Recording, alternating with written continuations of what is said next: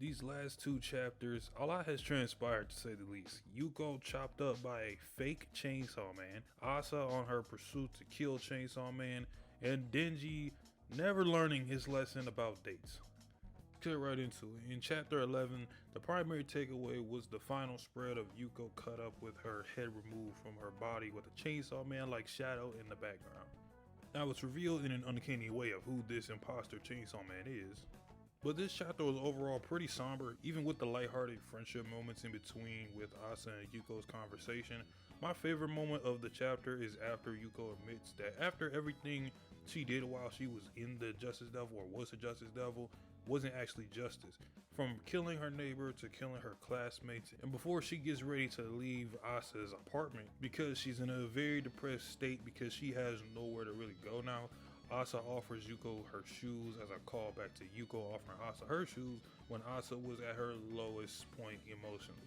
This is a moment that to me will affect Asa a lot because we know Yuko is she's in a very depressed state to where she doesn't have anything left. That's what she's feeling right now.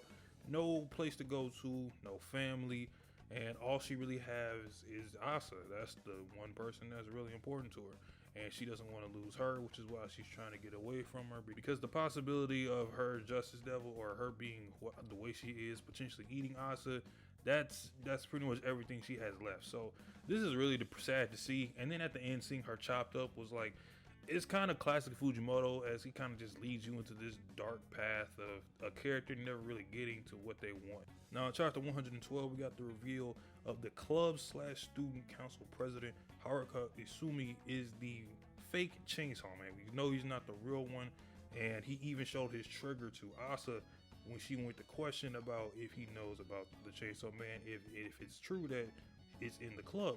And the fact that he has the trigger pull, I'm really thinking that he does have some sort of like imposter copy. But what I think it is, his fear might be like the fear of identity theft or something. I could be thinking a little too deep, but I just don't see how it makes sense if you can have the same fear be put onto two people, or the same type of devil put on two people. We have seen the Fox Devil have multiple users, but that was kind of different because you have to make a contract with this fox, and the fox is kind of a known thing. You kind of go up to it. But with Denji, it was different because Pochita was the Chainsaw Man, and we know that Pochita is fused with Denji. So I'm really interested in seeing how this plays out with how he became the fake Chainsaw Man. My guess would be something with imposters, identity theft. That's what I'm going with. Now this Haruka guy looks like someone you wouldn't trust, and he's very pompous just from the way he looks. He gives me those kind of vibes. But if this is who is presumably the one who killed Yuko, then he just made himself public enemy number one for sure. And I think Asa could still join the club if it means getting closer to Haruka, so she could take him out eventually.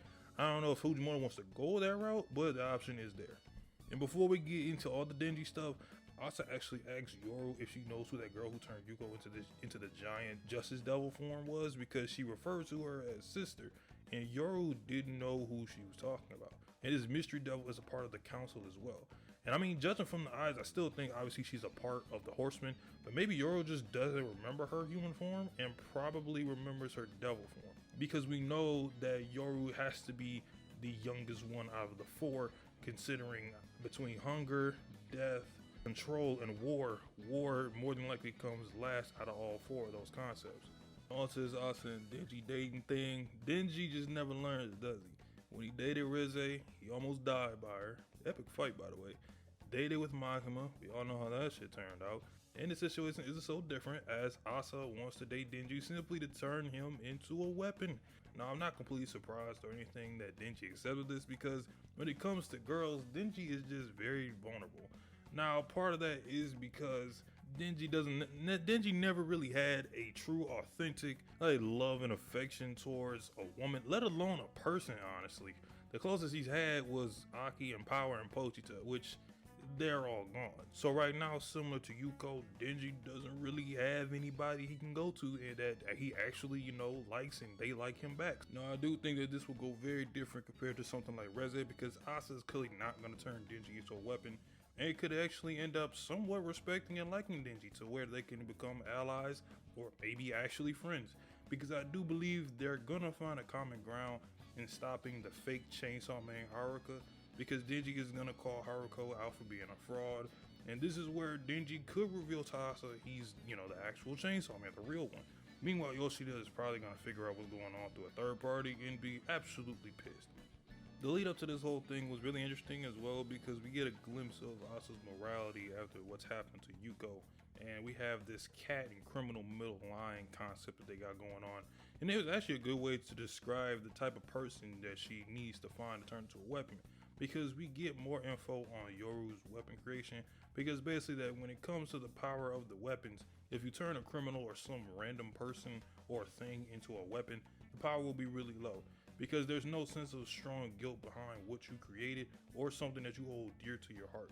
Now, we always knew the closer the bond, the stronger the weapon, hence why Yoru always wanted to turn Asa's friends into weapons. But now this could lead to scenarios where Asa could have to turn an ally or a friend of hers into a weapon. I'm really interested to see where Fujimoto goes with chapter 113. There's a lot of storylines, mainly character narratives and character progression we can get into. I want to see Denji's, like, I guess, improvement on with the whole girls and dating thing, because obviously he should know at some point he's going to be used by Asa. I hope he figures this out, because that would really show that, you know, Denji has, even though he is stupid as hell, he has at least picked up on certain things. Because if it kind of goes the same route as, oh, he didn't expect this, I'm not gonna lie, I'm not gonna like that, because then it shows that Denji hasn't really improved that much as a person. But I'm looking forward to the encounterment with Haruka. I want to know more about the girl that we're presuming is either the Hunger or the Death Devil. Hopefully we find out more about her within these upcoming chapters, and kind of see what's going on with Yuko. Are we gonna have to bury Yuko? What's going on with her? So we'll find out all of that hopefully later. But I'll holler at y'all in the next one. Hope y'all enjoyed the video. Let me know in the comment section down below how you feel about it. Like and subscribe. Peace.